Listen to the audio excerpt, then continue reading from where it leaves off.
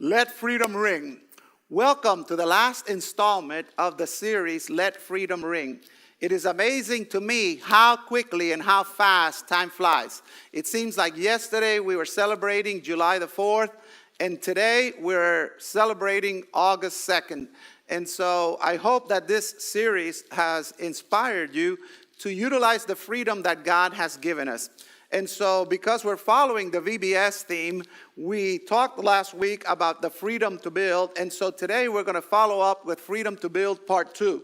And this time we're going to be looking specifically at how to build people. And so one of the things that we enjoyed this week with tremendous success was the VBS experience. Vacation Bible School this year was completely different for the church. It was different for the children. It was different for the volunteers because everything was online. And so we had a great response from the community people, and we had a great response from the church people. And we had many children. We went beyond our capacity. We had 60 signed up, and then 100 and something showed up. And so God really blessed us to do this. And so we talked this whole week about concrete and cranes. And as you can see, we're surrounded by construction equipment and materials. And I want you to understand that this week, we did a lot of building. Now, we didn't build any buildings. We built people. The people who served were built. The people who were served were built. The church volunteers, the children that participated, the parents that participated, everyone was built up by this experience. And so this VBS is a perfect example of how we as a church have a ministry to build people. And this comes from the Bible. In the Bible, in the Gospel of John, which is one of my favorite Gospels and one that I enjoy reading and teaching about, and in the Gospel of John, the writer, the Apostle John, he decided to give a whole chapter, a space of a whole chapter. A significant portion of this book was dedicated to one story that was about Jesus building up a person. And we're going to go through that one story, and I want you to see the story for what it is. And it's found in John chapter 9. And so I want you to see how Jesus built people. And so let's watch this segment from a movie about Jesus and about John's version of chapter 9 of his gospel, and look for how Jesus built people. As Jesus was walking along, he saw a man who had been born blind. Teacher, whose sin caused him to be born blind? Was it his own or his parents' sin? His blindness has nothing to do with his sins or his parents' sins. He is blind so that God's power might be seen at work in him. As long as it is day, we must keep on doing the work of him who sent me. Night is coming, when no one can work. While I am in the world, I am the light for the world.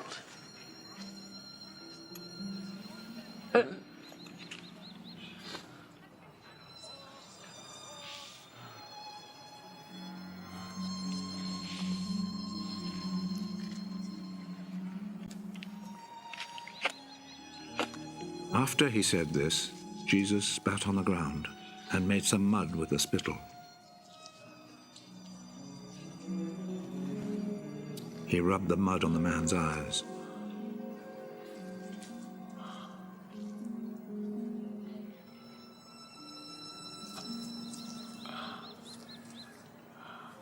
Go and wash your face in the pool of Siloam. This name means sent.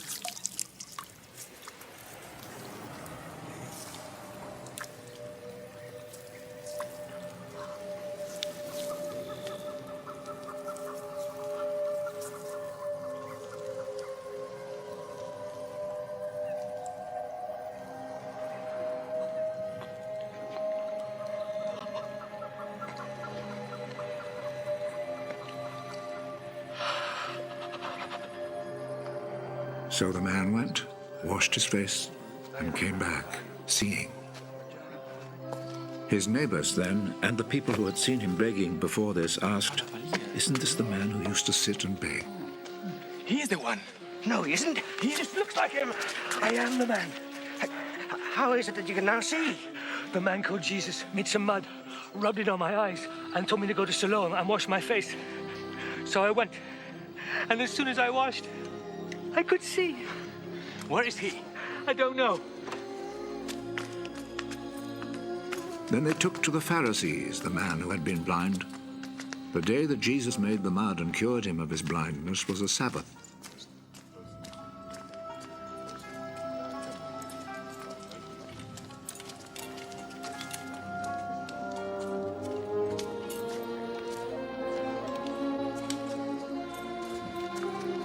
The Pharisees then asked the man again how he had received his sight.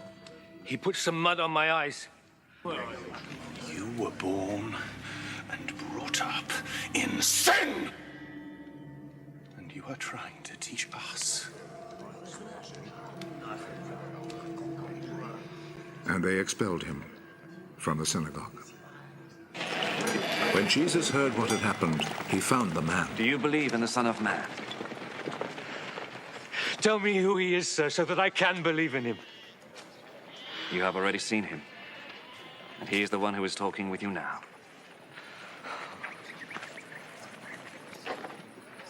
I believe, Lord. And he knelt down before Jesus. So, if you saw the video, what steps did you see Jesus take to build this man? And how can we learn from his example? So I have 3 ways that I want to share with you that Jesus built up people that we can learn from this chapter 9 of the Gospel of John. The first thing that Jesus did is that he saw the man. John 9:1 says that he was passing by, he saw a blind man from birth. And so the first step that Jesus took to build people is to see the people. See the people. Now, what do you see? Let me share some slides with you and look at these pictures. What do you see? Do you see a blurry slide? Now what do you see? Do you see how it got clearer? Now what do you see? And now you see it with full clarity. And so I want you to think about this as we talk about how Jesus saw the blind man and his need. Jesus saw the person who was there not just as a beggar, not just as a blind man, but as a person that was in need of redemption. This was a person that was in need of a touch from God. Now, the irony is that the disciples who were with Jesus, they saw the man, but they didn't really see the man. They saw a blurry picture. They saw a man that was blind. And so what happened, they only saw a theological question, which they proceeded to ask Jesus. So who sinned, this man or his parents? And so they start a theological discussion about the man without actually seeing the man. Our problem, like the disciples and the Pharisees, is that we do not see people. We only see ourselves and our petty little world. The disciples saw the man, but they didn't really see the man. The Pharisees saw the man, but they didn't really see the man. Jesus saw the man in his totality. And so we have to truly see the people in their situation as they really exist if we want to build them up. The problem for us today as individuals and as a church is that most of the people in need around us are invisible to us. They are invisible to us for many reasons. Maybe we don't have time. We're too busy. Maybe we don't like the way they look. Maybe we don't identify with them because they're very different than who we are. Maybe they're a different race and we don't want to deal with that issue. Maybe we're just scared of dealing with a stranger, and so we don't see them and we pass them by. The main reason, and I mean, when we sit down and actually think about this, the main reason why we don't see the people in need around us is because we do not want to see them. We do not want to see them.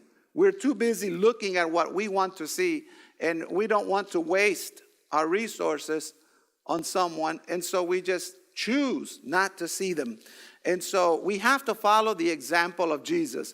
If we want to build up our children, if we want to build up our husbands or our wives, if we want to build up our family, if we want to build up our church people, our leaders, our church members, we have to see them. We have to see them for who they are. We have to see them in the totality of their being, with all the good and the bad and the ugly, everything that's included. We have to see people for who they really are. And this was the first step that Jesus took to build people up. He actually saw them. Now, the next step that he did is one that we talk about a lot, but we seldom do. The next step that Jesus used to build up this blind man is that he met his need. And so the second step is to meet the need of the person that you see. Now, one of the things that I've noticed in my life is that when you see a person for who they really are, inevitably you will see their needs. Inevitably, you're going to find out that they are in a situation that needs help. And so we have to meet the needs. And so we start with the obvious. The obvious is the material needs. And so Jesus saw that this man was a blind man from birth. And at this point, the need was both beyond the imagination of the Pharisees and the disciples. Now, the disciples were there with Jesus. They saw the man in the way that they saw him and had their discussion. The Pharisees saw the man in the way that they interpreted him to be in sin. And so they didn't really see the totality of the person, and so they could not see the need. They just figured he was blind from birth. And so he had a problem that no one could fix. He had a situation that was impossible to change. And so why bother about someone's need when there's nothing that we can do about it? Now, Jesus looked at the situation from a different perspective. Let me ask you a question. Could anyone that you know heal a blind person that was born blind from birth? Of course not. Of course not. We haven't met anybody like that. Now, I've had situations in my ministry where I have helped people who have had operations and they have been given back sight. But it has never been people who were born blind that all of a sudden were given sight, full sight. It's always been people who had damaged sight that was repaired. And so if you ask the average person, hey, do you know of anyone that can heal a person that is blind from birth? And the answer is, of course not. This is an impossibility of nature. It's an organic default. It's an organic problem. And so it cannot be done. And so the disciples wondered, man, this poor guy, how could he have such bad circumstances in this world? Who sinned to create this horrible situation? Because the belief in Jewish religion at the time was that if someone was born with some horrible situation like this one, then it was because of sin. Because the blessing of God was not there, but rather the curse of God. And so Jesus clears the theological air and goes back to the original need, blindness. And so Jesus tells them, no, this man did not sin to get this disease, and his parents did not contribute to it either. This is something that has happened because God wants to be glorified through every situation. And so they did not understand that. And so what Jesus does is that he proceeds to do the impossible. He does an amazing miracle for the blind man and in front of many witnesses. Now today, I don't think Jesus could do it because he wasn't wearing a mask. He definitely was not keeping the 6 feet distance. And he definitely did something that we would consider to be gross. We would consider to be unhygienic. Jesus picks up dirt from the ground, and he puts it and he spits on it, and he makes mud with the spit and with the dirt, and then he proceeds to put it in the blind person's eyes. Now think about this. Would you allow Jesus to do this to you? Jesus used an unconventional means to heal this person. And so then he tells them, and this was also different for the way that Jesus dealt with people that he healed, because usually they were healed instantaneously.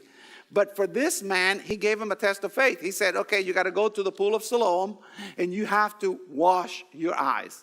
And so the man goes as quickly as he can, and as you saw in the video, he washes his eyes, and then he can see.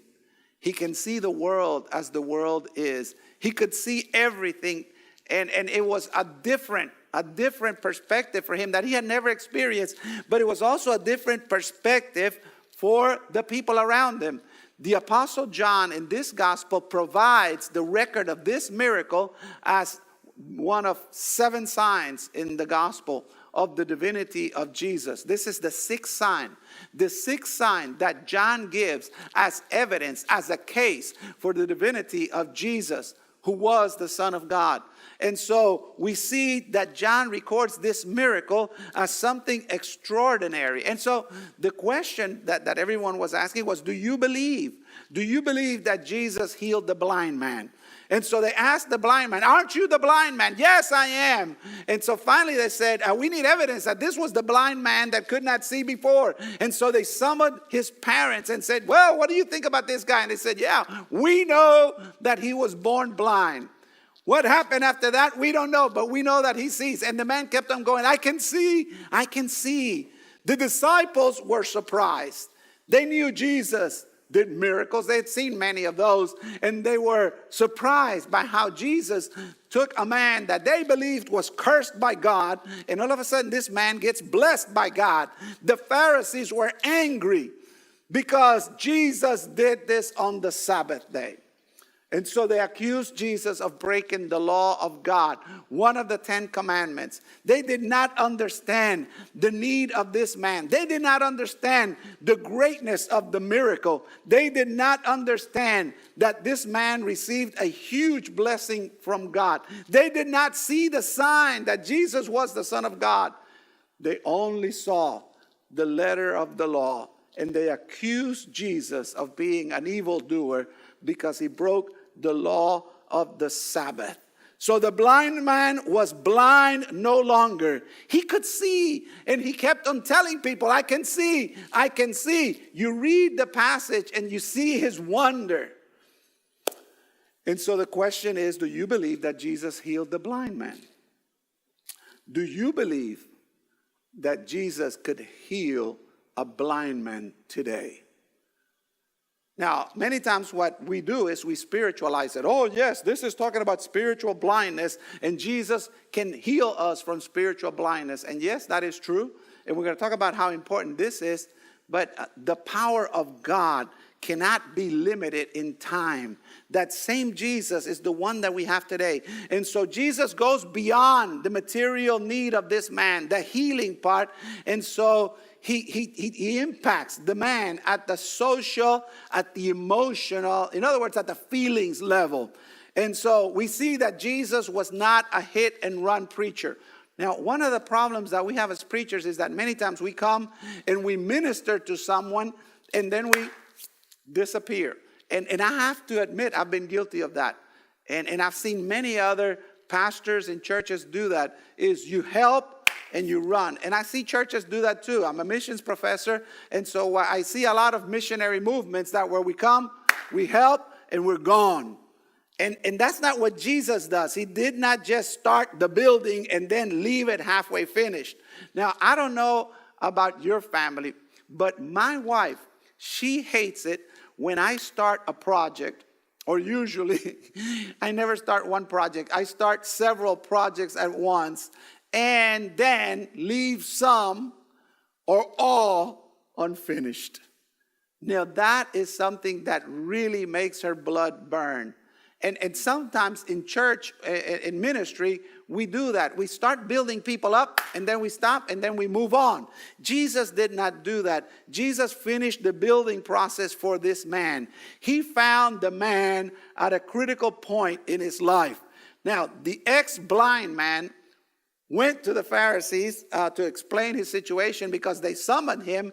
And then what they did was they judged him and they threw him out of the synagogue. He was excommunicated, kicked out, and left as an outcast. Now, for us, we don't understand this because we're not from that time period, and we're certainly not part of the Jewish religion.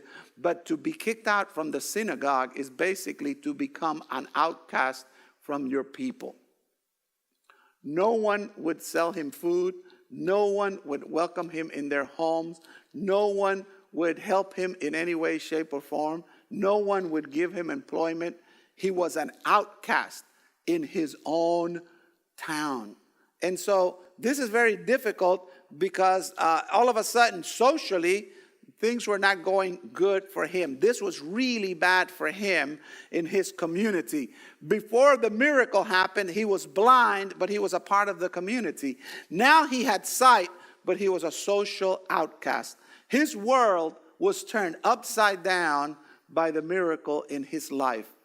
Now, I don't have time to share with you the examples of thousands of people that experienced a miracle from God and their lives were turned upside down. Being changed by the power of God always comes with a price because the world does not want to accept that. And so Jesus meets the emotional needs of this man, and he goes to him, looks for him, and as always, we find that the human situation is much more than a material or even an emotional need. There are questions that need to be answered that mark the difference between life and death. There are cognitive, or some people call them spiritual or knowledge-based questions that this man needed to have answered. Now, notice the progression. He meets with Jesus, and Jesus heals him. Then he is interrogated by the Pharisees. He's kicked out from the synagogue. Now he meets with Jesus again, and Jesus answers his question by asking him questions. Now, note that the Pharisees, they had their own answers, but they were the wrong answers. Do you know that there's always going to be people that are going to be interpreting or trying to make sense of the work of God, and they're going to have the wrong answers? And if you're not careful, you're going to fall prey for their explanations. In the world that we live in, there are many answers to the many questions that we are desperately seeking to answer. And most of those answers are completely wrong. But everyone believes they're right. And so it is a war of who's right and who's wrong. The man that was healed, he wasn't stupid. He could see right through the arguments of the Pharisees. And his logic told him, hey guys, whatever you're telling me is wrong, because the evidence that I have of the change in my life tells me that this man Jesus is very different than who you say he is. And so Jesus comes right up to him because this man was in an intellectual tailspin and he was trying to make sense of it. You know, many times when God works in our lives is when things start to unravel. And so we have questions. He needed to know more about his condition and more about the man who healed him. He needed answers. And today, many of us have experienced a close encounter with God and need answers. In my experience as a Christian, when we build up people, we have to be ready to give them the answers to the questions that they're asking. Today, one of the problems of the church is that we're giving simplistic answers to the serious questions posed by seekers of God. And so we need to go beyond generic, safe, feel-good answers to the hard questions that people are asking. We need to meet the intellectual need for answers that are biblical and applicable in real life. And those answers exist. They exist in the Bible. They exist in the Word of God. They exist through the Spirit of Jesus that teaches us every day what those answers are. But that's one thing we don't want to listen to. We want to hear what others are saying. We don't want to receive the truth for what it is. And so Jesus came and he said to the man, hey, what do you need? What do you need from me? And he starts with a question. He says, do you know the Son of Man?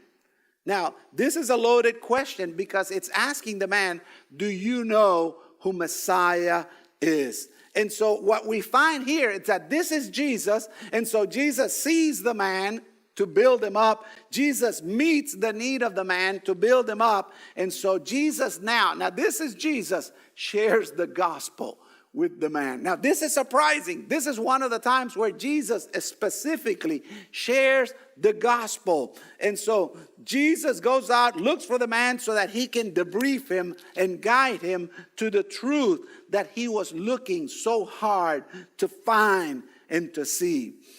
And so Jesus had to explain the gospel to this man. He asked the man who could see, do you believe in the Son of Man? Now, other versions, based on other manuscripts of this passage, have, do you believe in the Son of God? And both are messianic titles. Basically, the question that Jesus was asking was, do you believe that there is someone out there who will make all things new? Do you believe that there is someone out there who represents God on earth? And so the man asked a logical question. Who is that I may believe? And Jesus says, you have seen him. In fact, he is the one speaking with you. Now, for us to hear this, we go, amen, praise the Lord. This is exactly the truth that the man needed to hear. But remember, these words spoken by anyone but Jesus, who is the Son of God, they amounted to pure blasphemy. Those Pharisees were reeling because they felt that Jesus was going beyond his limits. His disciples were also surprised because they expected Jesus to make a public announcement of this. And so now the man really received the totality of vision. And so he professed, I believe, Lord. And the word Lord is kurios, is master, the one who rules it all. It is the word that was used in the Old Testament for Yahweh. And so I think that this man understood everything. Not only was his vision physically given to him, but he also received the vision to see who Jesus really was. And so he proclaims the formula of anyone who is looking for God and who encounters him and receives him. He said, I believe, Lord. I believe, Lord. And so he worshiped Jesus as God. Now this was powerful. This was powerful in the encounter with Jesus, and it was powerful in the witness to everyone around them.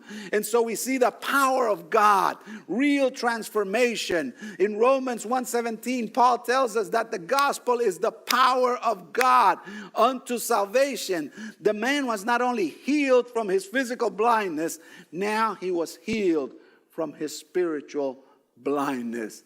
Now he had 20/20 vision. Or today we would say now he had 360-degree vision, because now he could see unto salvation. He got a better deal than the first one he got. The first time he was healed from his physical blindness. The second time he could understand the truth of the blindness of the people around them, the blindness of false religion, the blindness of sin, the blindness of people who were in a world that they could not understand. But now he could see. He got saved completely. He was built up fully by Jesus.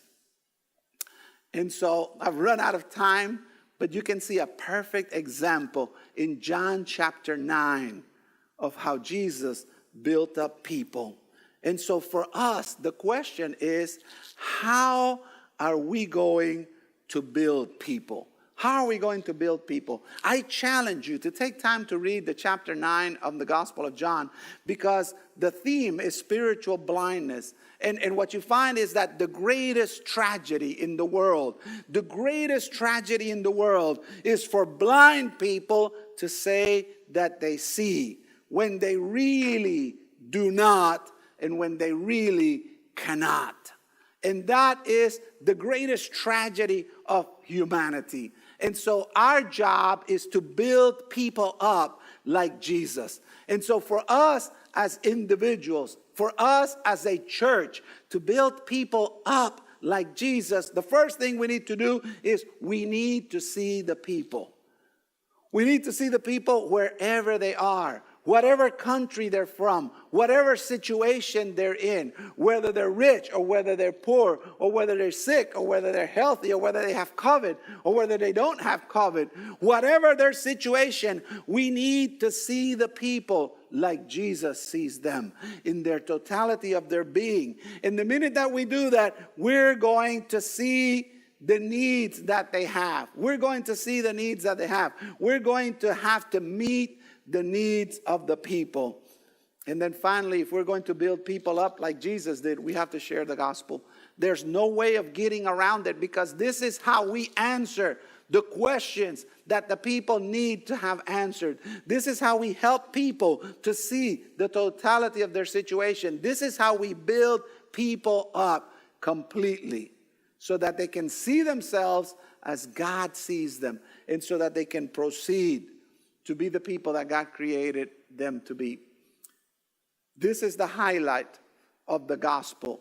When God transforms through Jesus the life of a person so that they can see. And so the man saw that Jesus was the Son of God. And so now the question is, do you see? Do you see? Do you see like Jesus? Do you see the people? Do you see the needs? Do you see the need to share the gospel? Do you see it like the disciples, that they were just kind of bumbling along? They were, oh, wow. They were amazed by what happened. But do you notice that they're not participants in the story? They're just onlookers. Many of us as Christians, we're just onlookers. Or worse, are you seeing the situation like the Pharisees? And all they did was criticize. All they did was stand against the work of God. All they did was stand against Jesus. They could not see. They were blind, but they said that they could see, and so their tragedy was even worse than the blind man who was born blind from birth.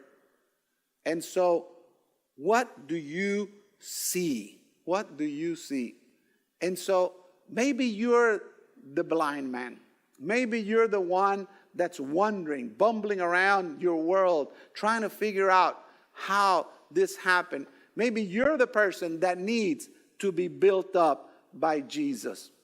If that's your situation, then that same Jesus is alive today. That same Jesus comes to you, and he shares with you the same thing that he shared with that blind person that he had healed. Do you know the Son of God?